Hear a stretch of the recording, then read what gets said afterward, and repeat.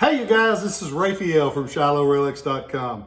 I want to say thank you to all of you guys that watch these. I want to say thank you to all you guys that showed up at the show last weekend in Chattanooga. So far, I haven't heard that anyone got sick, which we're very thankful for. For the most part, everybody wore their masks and did what they were supposed to. And I want to say thank you for all you guys that showed up. I ended up coming home with a literal truckload of stuff. So I've got a little bit of everything right now, so you better keep watching the site the next few days, the next few weeks, because there's going to be new stuff every day that I'm able to be in the office. I've got a really exciting bunch of news that I'm hopefully going to get to be able to deliver the next few days. But today we're going to talk about something that's really neat. It's the first bolt-action metallic cartridge gun that was purchased by the U.S. government. That's pretty important. A lot of them since then. This one was a 50 caliber carbine, fires a rimfire cartridge, and it's the Palmer patent carbine. And on the top of the breech, it's marked William Palmer, patented December 22nd, 1863. So right in the middle of the war, they're trying to come up with these designs of new and improved weapons, and this was one of them. They didn't make it into service. They signed the contract to make them. They were made in Windsor, Vermont by E.G. Lamson. And you'll hear that Lamson name because it's the same Lamson, L-A-M-S-O-N, that manufactured the LG&Y muskets, the ones that were patterned after the Colt rifle of 1861 special model. So they made these, and on the lock plate, you'll have their maker mark, the Windsor, Vermont location, and behind the hammer, you'll have the 1865 production date. They delivered these guns in June of 1865, so they were intended to be used during the Civil War. They didn't make it quite in time for the end of the war that ended in April, so they're a little bit after, but they're still considered a Civil War carbine because they were one of the ones that were contracted. There was only, they estimate how many of them were made. They think there was 1,001. So if you own this one, there's only 1,000 more to get and you've got them all. But this one is beautiful. Look at the case coloration on that lock. And the case coloration is the toning that they did at the factory to make, it's a process to make the finish stronger, to make the gun last longer as far as rusting, things like that. It's got a full length barrel. The barrel on these are 20 inches. They fire that 50 caliber rimfire cartridge, which was state of the art at that time. And they load a neat way.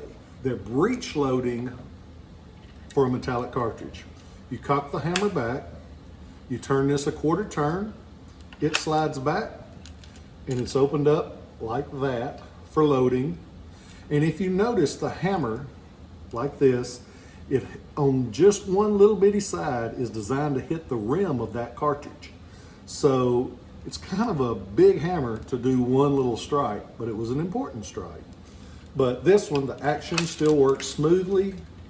It's got beautiful colors on the hammer. They utilize one barrel band, and the barrel band is the piece that's on the forestock that attaches the barrel onto the wood. They have, on the back of the stock, they have this, which is a saddle ring. These cavalrymen would have, you had a snap either on his saddle or on a shoulder sling to clip onto that.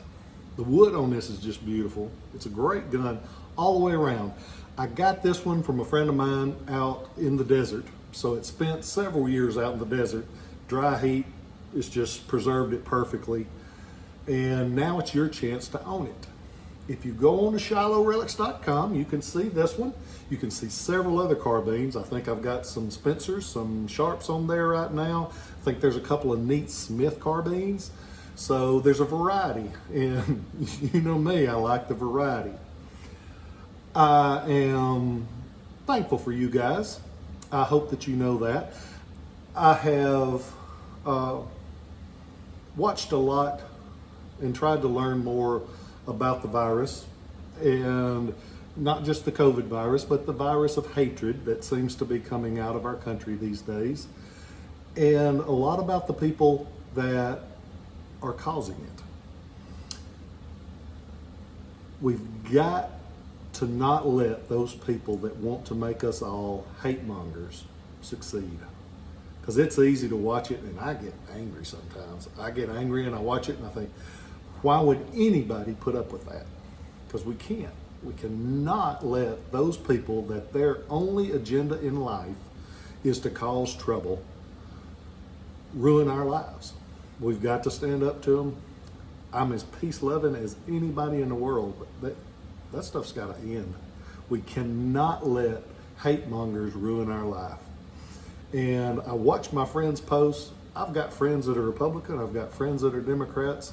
And I don't know why you'd want to be either one. I really don't, because there are extremes on both sides, and I want to be in the middle. I want to be good to folks. I want to take care of folks that need taken care of, and I want to punish the folks that are trying to hurt good, innocent people. So try to be more moderate, but if people will not, I don't want anybody to ever get hurt. And a lot of those people are out there just to hurt people and cause destruction. I never want to support anything like that.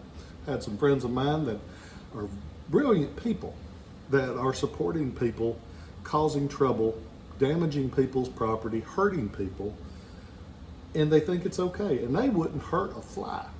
I don't understand what they're thinking, but I digress.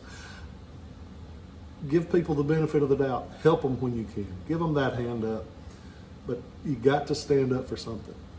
And right is right and wrong is wrong. It's as simple as that. I love you guys. I hope y'all have a great day. Be sure to be watching, because there is going to be some there is going to be some wonderful things added to the site over the next few weeks in every price range, in every category. I've got muskets and swords and pistols, a lot of pistols, Confederate buttons, Confederate buckles. There's going to be a little bit of everything added in the next few days. I'm broke as I've ever been, but I sure got some cool stuff, and I'm going to share them with you. I appreciate you guys taking the time. Hope you have a great day. Remember to tell those that you love them, because it's the last word you ever hear out of my mouth is I love you. I'm okay with that. Catch you next time.